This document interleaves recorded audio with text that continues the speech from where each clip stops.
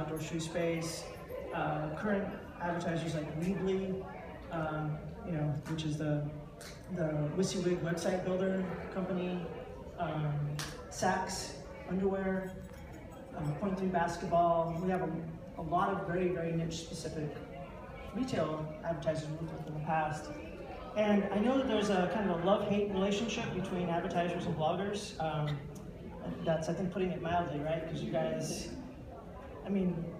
you're writing about books and suddenly you're getting, pitches to push credit cards, or you're writing about high-end home decor and you're getting samples of shampoo bottles for some reason from people. And part of that process is because the process is broken in a lot of ways. We know it's broken from the agency side. And there's a lot of things that I think agencies could do to fix it. There's a lot of things that bloggers can do as well to bring in the appropriate advertiser and make the appropriate advertiser find you and allow you to be able to work with them better. One of those components is, and just kind of a quick background, if you do some research, and the numbers are totally fuzzy, if you do some research, about 50% of the bloggers out there in the blogosphere are making about $1,000 a year in advertising, which is not a lot of money. The ones who are doing it well are doing between mid 20,000s to low 30,000s, and then the high ends are doing much more than that. It's difficult to grow those numbers, and especially difficult to grow those numbers if you're not doing things to kind of attract advertisers. And so that would be kind of the focus of our session. We'll go over some basics and then go into more direct tools that you can use and leverage, and essentially go into a question and answer afterwards, so that way we can kind of dive deeper into some of those aspects. Okay, so the first thing I'm going to talk about is something that seems pretty straightforward, but it's in my experience in searching for bloggers for the merchants that we work with, has been something that you would expect to be there, but often isn't, and that's contact information. If I have an offer and I want to reach out to you, I don't know who you are half the time because a lot of bloggers actually hide that information. Even just a simple contact form is really, really helpful. But on that contact form, include some additional things. Who are you? What's your name? Because, as Anne talked about this morning, blogging is a friendship business.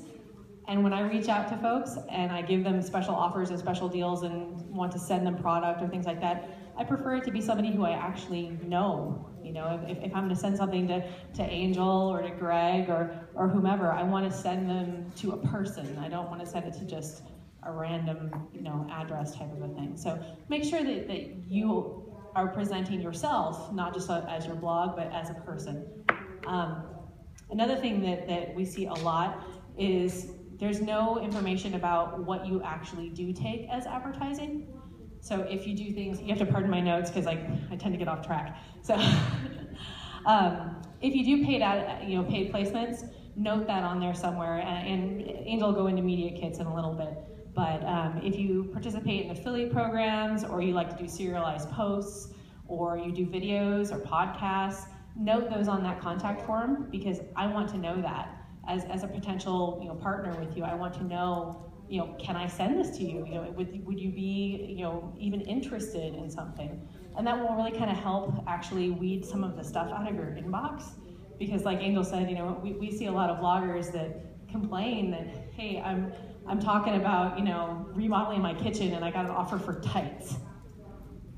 It makes no sense.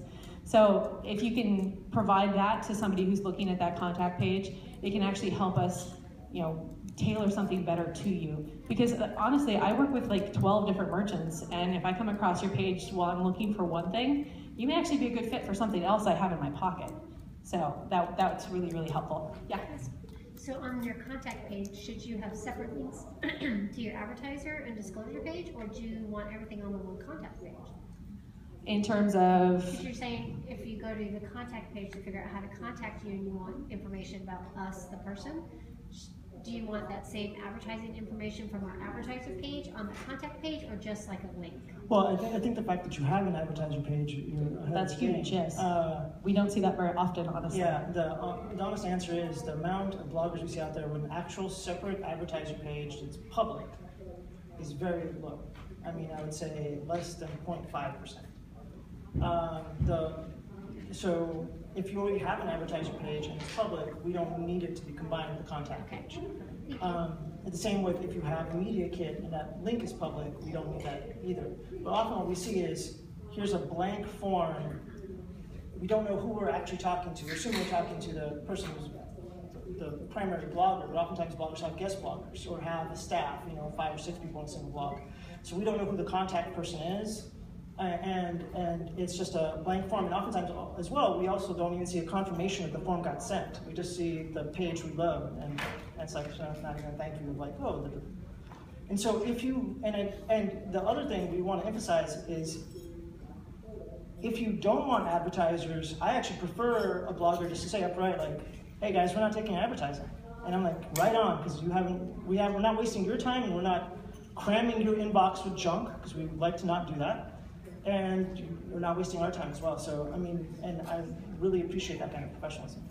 Mm-hmm. It's very, very helpful. So the next thing I was going to actually talk about is pre-qualifying and pre-disqualifying yourself. So if you are getting a lot of offers for things that are completely not your cup of tea, add that to your contact form that, hey, I'm not looking for offers in these spaces, or I'm only looking for offers in these other spaces if you have really, really narrow niches.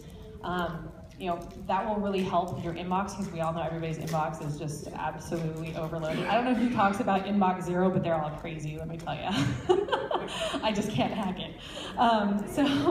And then the other thing is don't be coy about your numbers. If you have a huge Twitter following and they're very engaged, talk it up, because that's great. If you have a huge Twitter following and they're not, well, then don't really push that number, because you can have 50,000 Twitter followers, and if all you're doing is pushing information and there's no conversation happening, that's not really useful to an advertiser.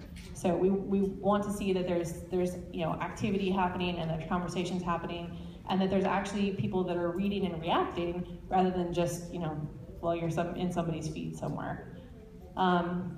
Also, that goes with your demographics. So you should know your site demographics. You should also know your social media demographics, because often they're not exactly the same. And that can actually be really, really helpful for you to just build your own site. Because if you discover that your social media demographics are slightly different, you can push different offers. You can push different coupons, you can push different merchants, and that kind of expands your reach as well. And then you can use other advertisers that you wouldn't normally have thought of. The easiest way to look at that stuff is honestly Google Analytics. So I know some people aren't happy with the Google Analytics numbers, and Angel, I think you're talking about that later. But when it comes down to it, that's an industry standard, and you should really, really look to that for your demographic information. Also include other brands that you work with. If you want to court something like Keen's shoes and you work with another shoe company, put it on there. Because that's going to show up in Google searches and things like that for other merchants that are looking for advertisers. And so if you worked with a brand and you're proud of it, include it, and also include a link to the post. Because if you say, oh, I worked with this brand, I don't want to go through the 30,000 posts you might have on your site to try to figure it out. If I do a simple search on your site and it doesn't come up in the top couple, I'm not looking anymore. Would that be like, would you just work directly with the brand, or can those be like posts like I did with somebody but just through like another company, like a social network or something? Yeah, if it's something that you did, and even if it's not necessarily on your site, if it's a guest post somewhere else, put it on a separate page and just do a link to that. Say, hey, I was part of this, I participated in this, particular thing. Here's some more information about it. Here's a link to the original things. Because if it's something that was really good, not only for you as a blogger, but good for you financially, then you want to replicate that. So you want to make sure that other merchants that you might work with know that, hey, I've done this before, I've had success, you want to work with me. And as a follow-up there too, we don't necessarily care what type of advertising you've run in the past. What we care about is what kind of cool content you've created on behalf of you know, on behalf of with the brand, or just, you know, great engaging content you create that happen to have advertising as part of it, right? And that component is what most large advertisers are missing and the reason they go to bloggers in the first place. It's not because we're looking for 30 million impressions tomorrow. It's because we're looking for a piece of content that's really engaging, that's very cool and creative, and that you're proud of. And so if that's something where it's on your site or some analogous thing, please share that. And because that allows us to, one, get an idea of what content has been engaging for you, and also the kind of content you can actually create. So, along the same lines of that, so you know, link to a blog post might have done for them. But what if we're doing more in other social platforms? So if we have some super engaging Twitter post or a Facebook post or a video or something, do we want to link to that directly? How sure. much is too much? Well, so something like that, where, you know, that's why I said you could create a separate page where you could do a link saying, you know, here's my, you know, that the campaign I ran with you know, brand X, and then you on that page, you know, it's kind of like a white paper type of a thing, but it's just a single post. It's more for, you know, definitely not for your audience, but for your advertiser. But include things like that. Include a screenshot if you don't want to link directly to the Twitter post or to Facebook, if it's in like a Facebook group that not everyone can see. And something like that where you can actually show, you know, it is, you know, that social proof that, you know, people talk about a lot on the merchant side. It just makes it easier, especially for folks like us that are kind of the in-between, to go to a brand and say, hey, you really want to work with this person, and here's why. So it really helps. For you to vet. Right, exactly. And also with the video component as well. I mean, sometimes we'll, you know, a specific type of advertising is perfect for text, right? But other ones that are visual are, you know, would be great on Instagram or Vimeo or Vine or something else like that. So to me, if that is some kind of content that you are producing on a regular basis, it didn't happen just to be a one-off, that was a cool thing that you did, you know, those are the kinds that you would include, and one for each kind of advertising type of cool things you're just very proud of. And that ties into kind of the next section, which is the kind of professional packaging of this, right? So you could create a advertising page. We happen to really love media kits. They're really easy to communicate, and one of the reasons why is because almost all the time, whether it's an agency like us or a direct internal advertiser, they have to vet it past somebody else, right? And so it's easier to provide an email with a media kit attachment, whether that's a PDF or a flat, you know, a PowerPoint, than a link to a page, and then, you know, do they have Wi-Fi up, you know, so on and so forth. And especially because oftentimes these are in presentations, like we're actually presenting in front of the advertiser, like, you know, here's the budget you guys have associated to go out into blogging. Let's say it's a $25,000 budget. You know, here are the, you know, group of bloggers that we've selected, and we already have segmented you guys by, like, these are great for video, and these are great for actual content. These guys are awesome on Instagram. These are amazing on Twitter. And once they start going down into that budget, they'll start asking things like, well, if we give them the budget, will they actually follow up, and will they actually, you know, follow through on these things? And having professionalism of a media kit makes the advertiser way more comfortable. It's like, oh, they're actually in this as a business and not a hobby, and they're actually going to be a good publishing partner. So we love media kits all day long. Quick question with the media kits. Is it better to have your pricing in it set up as well? Because like mine right now, I don't have it. I have to contact me for actual pricing. If you're not comfortable giving away direct pricing, I don't have a problem with that. I would like to know what ballpark we're talking about. You know, like, for example, text links start at X. That gives me a ballpark, right? Banner links start at Y. I mean, this package is my low-end package where I'm doing a post, and I'm doing Twitter and Facebook, and I've got this little video. I'm doing all these 4 things for you, and it starts at this price, right? So if you're not comfortable giving it away, I mean, you don't need to do that. But do understand that what ends up happening is that we will contact you, and there's a back and forth discussion, right? If you don't have time for that kind of discussion, post the prices, and we'll just say, I'd like to reserve this, and when can I reserve it? And so it kind of depends on you. I do know some bloggers who are like, these are my spaces, they're available, these are when they are available in my calendar, and you know, you either grab the space or don't grab the space. If you know, and I'm okay with that too. But I want one or the other. The bleak one where there's nothing is, I think, far more difficult, because again, we're starting the conversation from scratch. We don't know if we're even in the same ballpark in terms of talking to. When you say you love media kits, I have media kit, and I actually love my media kit. I have never been asked for my media kit, and I know a lot of bloggers in my niche say the same thing. So like, where should I be putting it, or who, you know? What's your niche? I do food, DIY, craft. Okay. So I would say probably the folks that are looking for bloggers like you are probably looking for something they can download really quickly. Yeah, so I put it on your advertising page. You put it at the bottom. I mean, your readers aren't going to even be looking for it. So, but if you put it someplace that's easily grabbed by folks like that, then you'll probably end up with more people contacting you about it. So, yeah. Or if you're not happy, or if you're not comfortable with putting it on your advertising page, have the mailbox, that is the advertiser mailbox, automatically send the media kit out once it hits. Have an automatic reply with the media kit embedded. Yeah. We got your email, and here's our media kit. You know, we'll contact you with more information, things like that. And it comes, Melissa at Blog Clarity runs a great little class for creating media kits. Awesome. Step by step. Yeah, she's awesome. And they don't have to be complicated. Like one of the best ones we've seen is literally a one-page media kit, and it was and I'm bad right now because I'm spacing her name. I'll get her name, but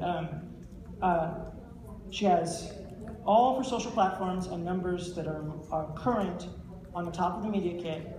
Has all of her contact information where you could find her, not just on the blog, but on LinkedIn, on Facebook, wherever you can find her.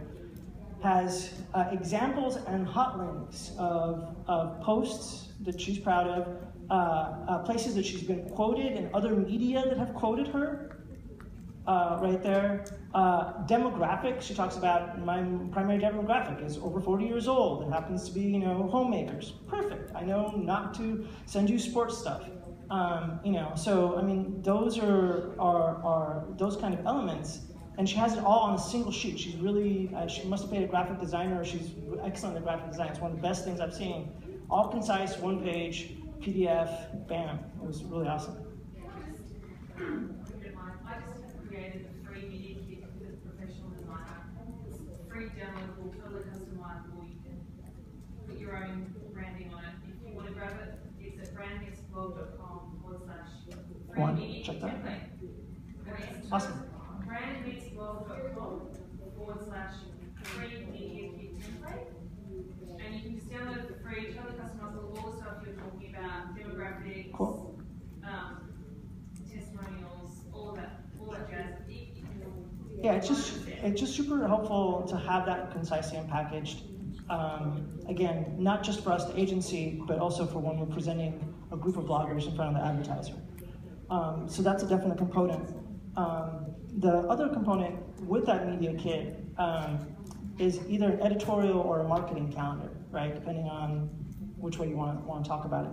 So you may have cool things planned that we don't know about. Like you may be going to South by Southwest or Coachella, and maybe you're a music blogger and you're doing a music tour of every cool music show in the country like that. And we don't know that because you haven't published it in your editorial calendar. If you share that with the media kit, that makes us think ahead of time, like, hey, maybe right now is not the right time to approach them for advertising, or with an advertiser we have. But since they're going to be doing this series, it's a perfect time to approach them. And so that allows us to plan to work with you not just once, but down the road later in the year, because we'll have other promotions and other things that we're working with, and that's a great way just to get that out. Oh, and the other thing, and you guys are doing it here, which is great, but I see it all the time where it's like, I'll be talking to a blogger and they'll be frustrated that the right advertisers are not approaching them. And I'm like, well, where are you going? And they're like, well, I've gone to a couple blog shows and it's great, but the right advertisers are not there. And I'm like, To me, this is a blogging show. Okay, Sorry. I wasn't sure, so that's all right. It's probably not the right It's terminology. not This is blogging something altogether. No. But as opposed to the really lame marketing shows we have to go to, which are really boring. Yeah. But locally to you, probably, there are meetups and so on. There are business meetups, and going there and meeting folks that are either in your community who are potentially advertising, and just telling them that you have an audience, and you're talking about, let's say that you're out of Asheville, like Kelby is, and you know everything in Asheville. And I was just talking to Kelby earlier, she's like, I have an itinerary for you of every place to eat in this town. This is where you should be eating for lunch, dinner, this is where you should be going for dessert. She knows everything about food there. If she was writing a food blog and went to those, local folks and had that kind of audience, she could expand that. And it's also the same with, don't just always go to a blogging conference or to conferences that you're comfortable with. Go to conferences that you're not comfortable with. Sometimes, like for example, if you were like, man, I want to go immediately to where every single retailer in this country is. There's shows like Internet Retailer, Web 2.0 Expo,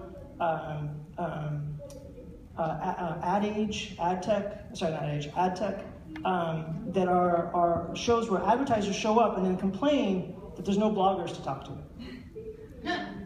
So they're just hanging out, and they're like, yeah, I know there's nobody I can actually talk to here, and it's great that you've got services for me, but I actually want to talk to content creators. There's none here. It sucks.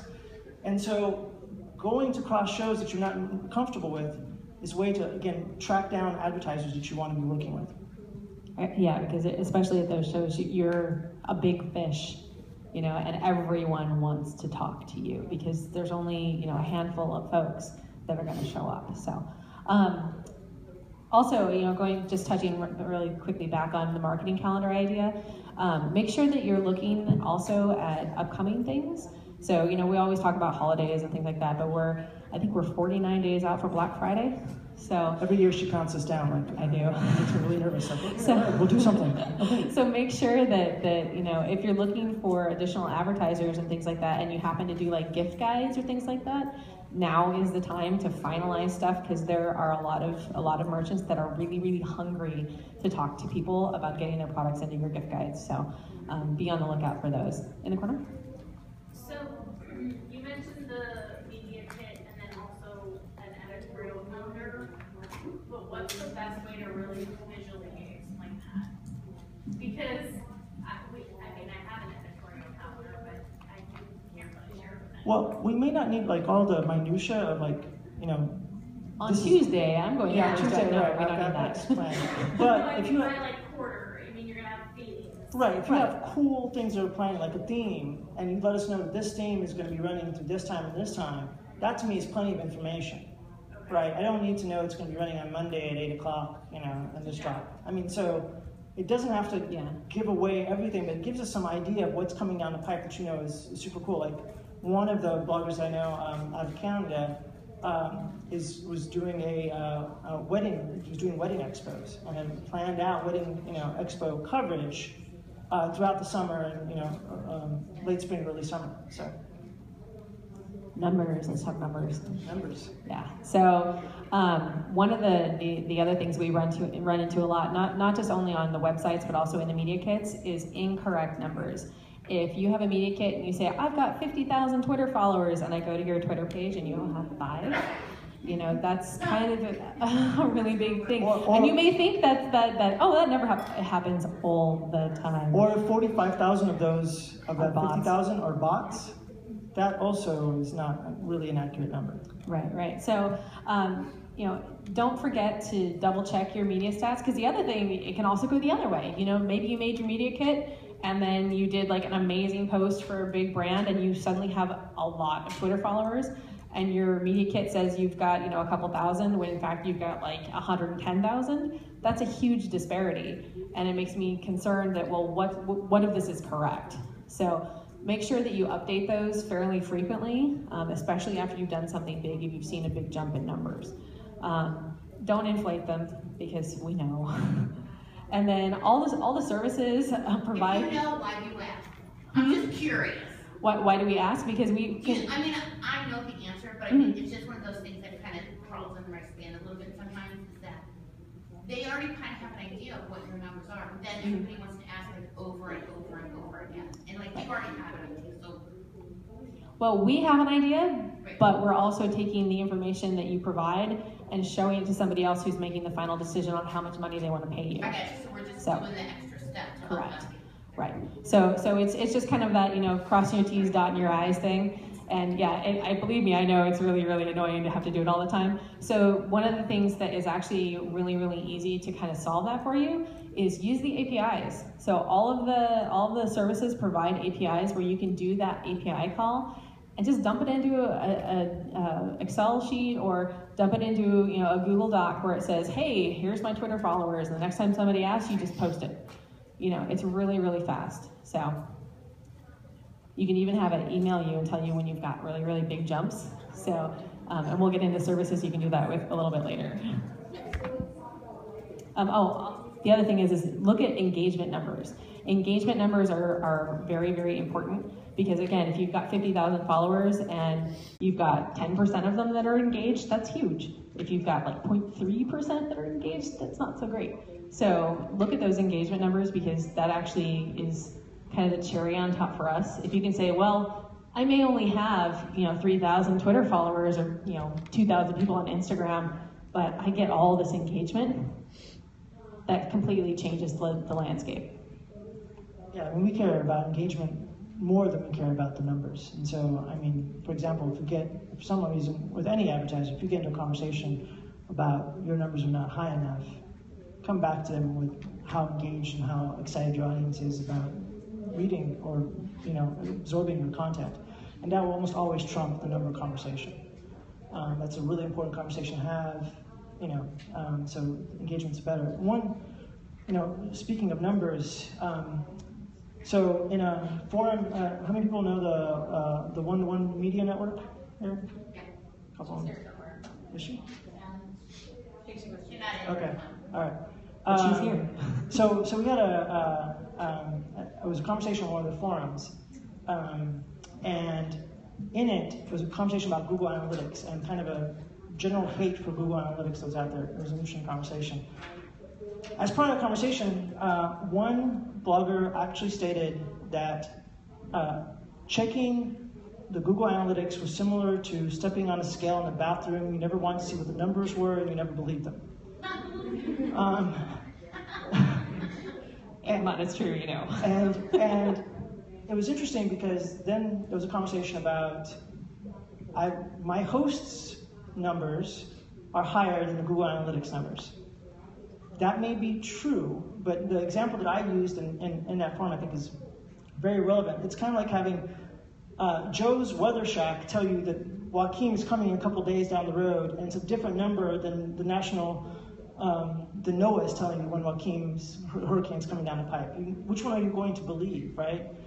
Google and a few of these others, it doesn't have to be Google if you don't like it. It's Kissmetrics, Mixpanel, there's a lot of other, OWA, which is the Open Web Analytics. There's a lot of other ones that are standard analytics packages that are industry accepted.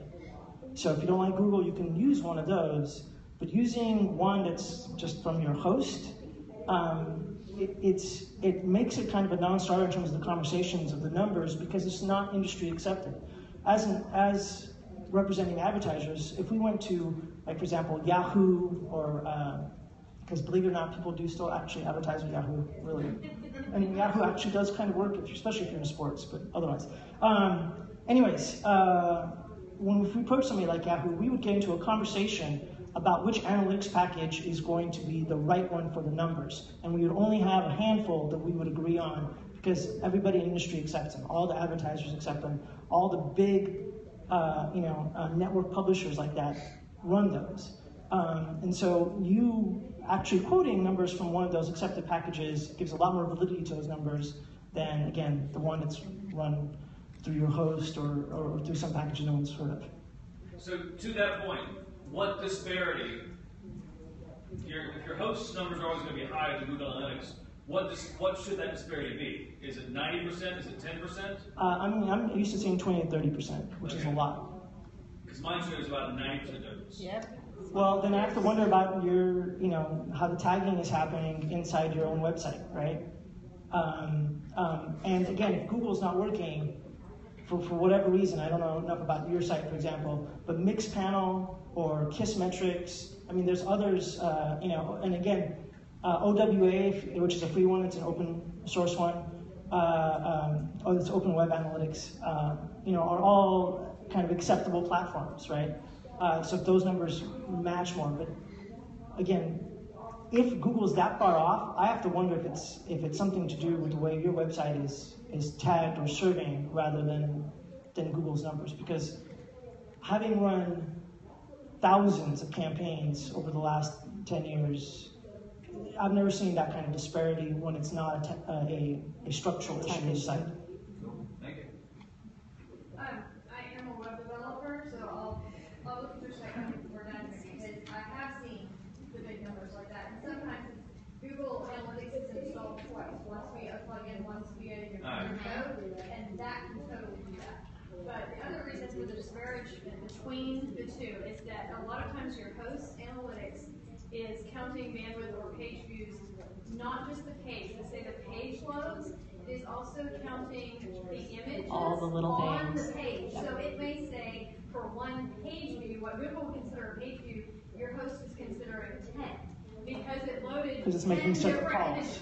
Right. So a lot of times people are really upset. They're like, my host says that I have this many views. Google says, don't pay any attention to what your host says because it's counting all of those, what they call their requests.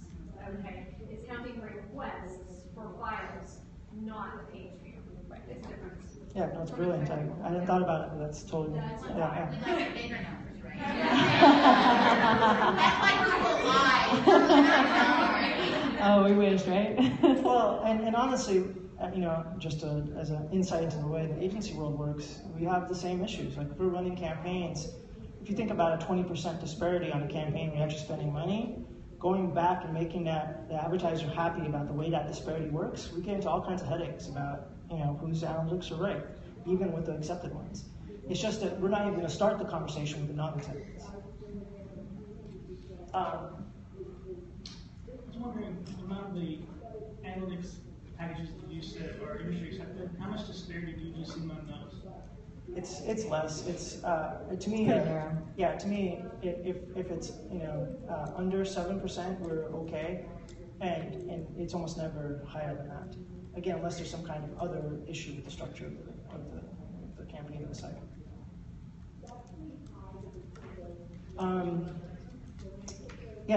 So the other thing too is once you have numbers that you can live with, maybe not have with, but you can live with, you're just talking about them.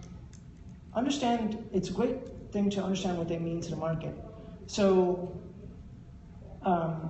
oftentimes what I'll see is we'll start talking to a blogger, and maybe sometimes it's because we're not the right advertiser, they're just not interested in working with the brand, which is okay. Again, I'm totally happy with the blogger saying, no, we're not interested. The blogger will come back and throw out a number, be like, yeah, I'd like to do a post for you, and I'm going to start at $1,500. And I'm like, okay, I can get, if we're talking about CPMs or impressions or eyeballs, I can get a lot of eyeballs for $1,500 if I go anywhere. Again, when I say that 30 million impressions on Yahoo, if you have a credit card and if you have $25,000, you can get 30 million impressions tomorrow. Now, they're probably not relevant, they're probably not engaged. Does the advertiser They're probably not buying anything either. Yeah, does the advertiser kind of care if they just want to throw a big net? Maybe not, right? So understand what your numbers mean. And a great way to do that is, for example, go look at other networks that publish their numbers, their blog networks. Federated Media publishes a lot of their numbers from an advertiser's perspective. So go and pretend like you're an advertiser. Go look at some of the blogs that Federated Media has, and go look at the numbers that Federated Media somewhere between, so CPM is cost per 1,000 impressions.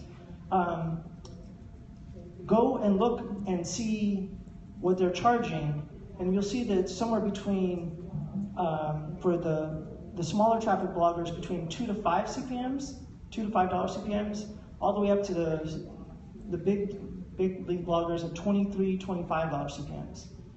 And then look at your audience compared to theirs and make sure that your pricing is in line. And then again, if you want more than what you're seeing there, talk about engagement rather than the numbers. So have that engagement conversation in your back pocket, because, and I'll give a practical example.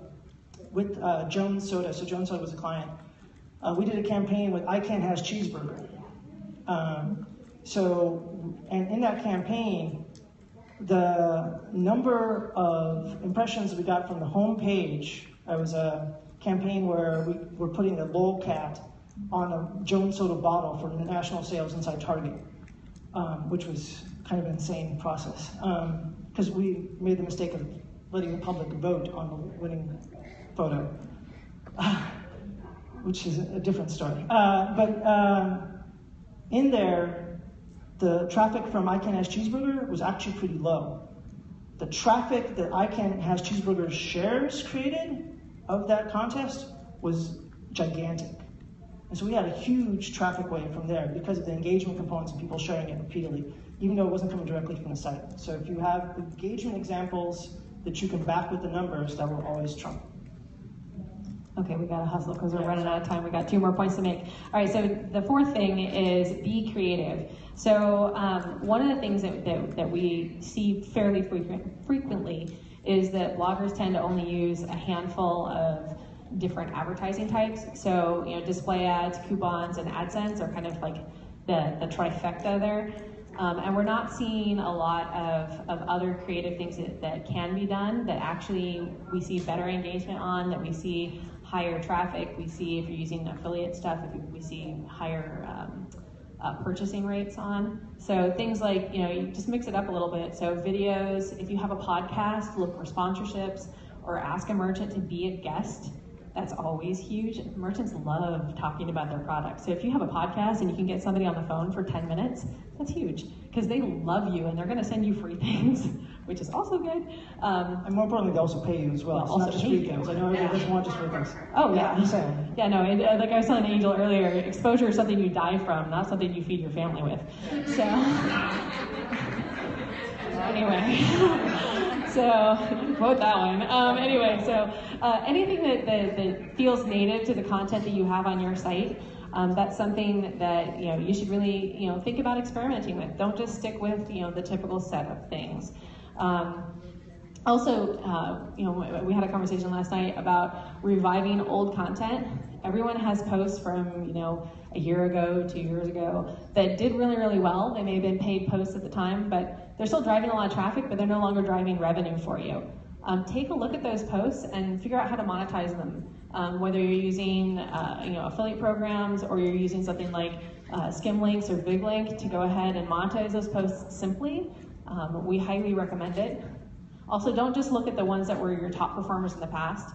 Look at things kind of like on a quarterly or holiday basis as well, because you may find a post that most of the year it does nothing for you, but then March rolls around and suddenly it's St. Patrick's Day and you've got this post that is insane, and you should really monetize that. So my question about monetizing posts like Skimlinks, stuff like that. Mm-hmm. So generally that's something that is a big no-no for me Mm-hmm. personally. Sure. And I have found that I think that the other sponsors and brands that I want to work with frown upon seeing that in my content as well. Do you find that to be the case, or they don't seem to people you're working with? Not really. I mean, I would say it just kind of depends. I mean, Because it comes across as a little spammy, I think, but that's my personal opinion. well, and there's also ways, and I don't know how you're doing it, but there's lots of ways to clean up I'm those not doing things. it. That's- Okay. yeah, Right. so- I Yeah, mean, if you have a post and it suddenly has like 20 additional links in it, then yeah, don't do that. But to do something manually where you're adding a link or two, or taking that old content, Chris Brogan is huge with this. He takes old content that he's done years ago and will slightly rewrite it and say, hey, I wrote about this before, but here's some new developments on it, and here's a really cool tool that I found, and link it. Because I So. get so much email Mhm. about companies, we want to do that, and I delete. Sure. So you're saying it's not. It's not a bad thing. You can implement it badly. Okay. So, Yeah, I mean, but I've definitely overall, seen bad yeah. implementations. I haven't seen a situation where a company's like, I don't want to work with these guys because they're using X. I've seen bad implementations where this site looks awful. Why would we work there? Which is kind of a different situation. Right. The other thing too is if we're not coming to you with the right ideas, pitch us for an idea. One of the recent ones that was a great success was we have a client here in Atlanta named Point 3 Basketball. They're the largest independent basketball manufacturer in the country. They had a site that was really popular. I've worked with them a couple times, which was just about shoes, sneakers, sneakerheads. Sneakerheads love basketball gear, just happens to be that same way. And so what ended up happening is that this site came up and said, hey, we have a specific set of colors that is tied to our logo. How about you guys create a pair of shorts for us and we'll put it forward to our audience. It happened to be at the right time in terms of when Point 3 was creating shorts anyways. We ran a small run of these shorts and sold out in 3 weeks, which was a great win for the advertiser and a great win for the blogger. And we would never have done it or never even thought of it, conceived of it if they hadn't approached us. Right. Okay, we're totally writing that. I know. Got one last one. Okay, so the last thing we have is some tools. And these are just some things that we've seen bloggers use that have really, really helped not only create better content for themselves, but also make themselves look much better to brands. So one of the really cool tools that's come out in the last couple of years is called Sharist. And it is, essentially, it's a content system. That sounded exciting. It has a seamless integration with WordPress. It has Sharist. H-A-R-E-I-S-T. Yes. And so it's seamless integration with WordPress and all of your social as well. It's a content discovery system.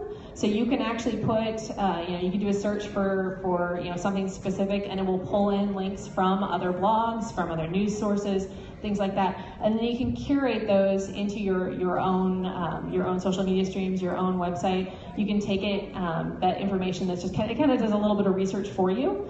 And then you create your own content. You can push it out that way. You can recycle old content. You can schedule follow-ups. It's actually an incredibly cool tool, and it's very inexpensive.